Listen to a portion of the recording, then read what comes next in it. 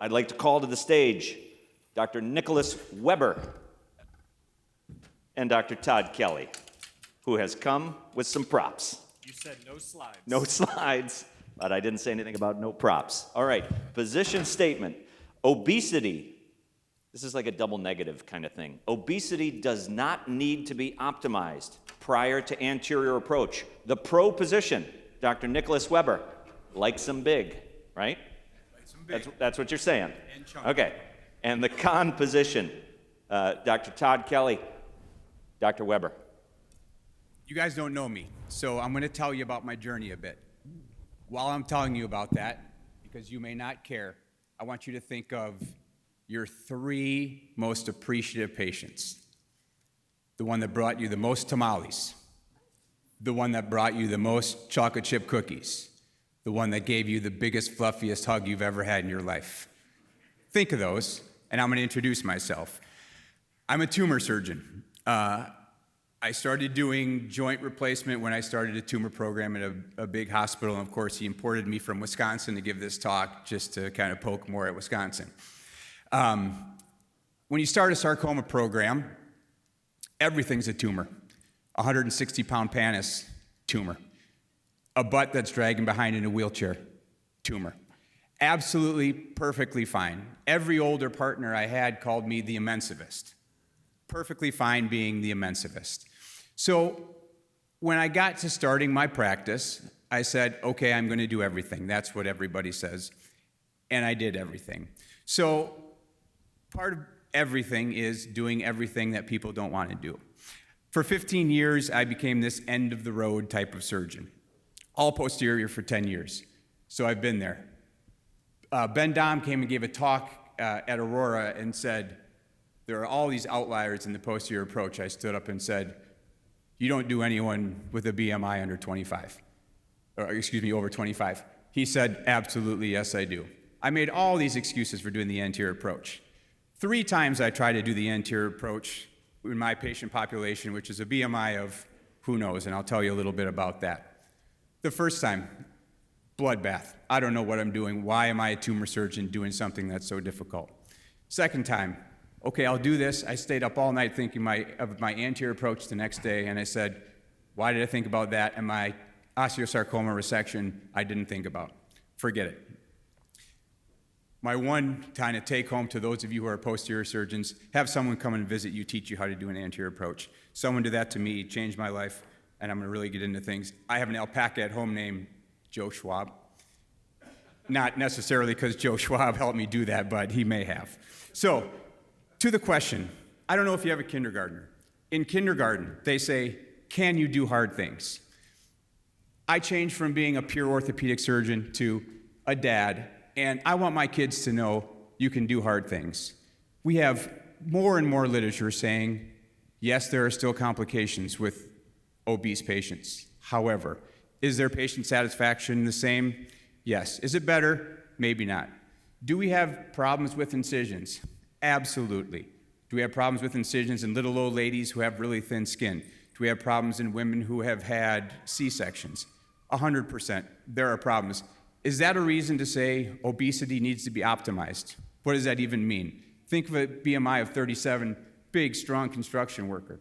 Think of a BMI of 47, someone whose belly you can tape to the side, do a perfect approach. I don't have a problem doing any of that. We can change their BMI. We can change all the controllable factors. But in real life, does it need to be optimized? The answer is no. And Dr. Kelly, you and your kids, they can do hard things. 4 minutes. All right, sir. We're going south side Chicago on you here, right here, right here. All right. Tell a little story first. Medical College of Wisconsin. I'm on an interview for residency. Interviewer asks me, hands me a sack of coins, says, reach in there, count up, tally up those coins. I say, all right, start doing it. And the idea is, okay, you got to figure out what you're doing with your hands. You've got to communicate. You got to think all at the same time. So I'm going to challenge you to let's do this anterior style. Come on over here. These are my pants. They're relatively clean. I want you to reach in my front pocket there and count up those coins and tally them up, and let's see what you get. Now, all you guys are thinking, where's he going with this, right? No, you can't look at it. We're doing hard things here. We're doing hard things. You got to feel it. You got to feel it. You got to feel it. What do you got there? Come on, I only got 4 minutes here. We got a quarter here, 50 cents. You're too slow. 65 cents. 60, brilliant. You can count, you can do math. All right. Here we go. Now this pair of pants here, there's a little extra tissue in here. You can just throw these on the floor.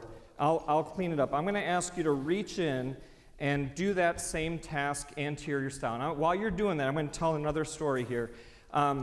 Early in my career, I go to a MATA course, and I ask MATA, hey, I need some advice on obese patients. How do I navigate this? And Dr. MATA, he's pretty blunt. He says, yeah, just tell them they're too fat, they'll go away. Right? So that didn't work for me. So here's my discussion with obese patients. You doing okay? Yeah. Here's my discussion with obese patients. I say, listen, we're going to do a good job for you, but I need you to help me help you, right? We ask smokers to quit smoking. We ask diabetics to work on their blood sugar. I tell them, hey, we're going to do a good surgery for you, but I ask you to lose a little bit of weight. Let's come back in a couple of weeks, and we'll see where we're at. Plenty of research out there that looks at, oh, you know what, I forgot the pannus here. We're going to hang this pannus up here too. All right? Now you mentioned you can get through this pannus here, right? So core study 2023 looked at how low that pannus hangs on an x-ray. Higher risk of wound complications, higher risk of infections, higher risk of fractures when there's a pannus in your way there. And just tape that up and out of your way. You can just tape that pannus up. You just keep working there. And so plenty of research that looks at higher risk of infection, higher risk of DVT, higher risk of fracture in obese patients if we don't. And we're just talking about modifying, we're just talking about optimizing them. And I think it's really important to say here, optimizing their care is not delaying their care. It's not denying them care. It's just ensuring that they have a good outcome, all right? My second point, the reason I'm doing this is to show you that, yes, this is hard, and yes, we can do hard things, but I don't think we can do our best at it, right? I mean, I don't know that you even found a coin in there.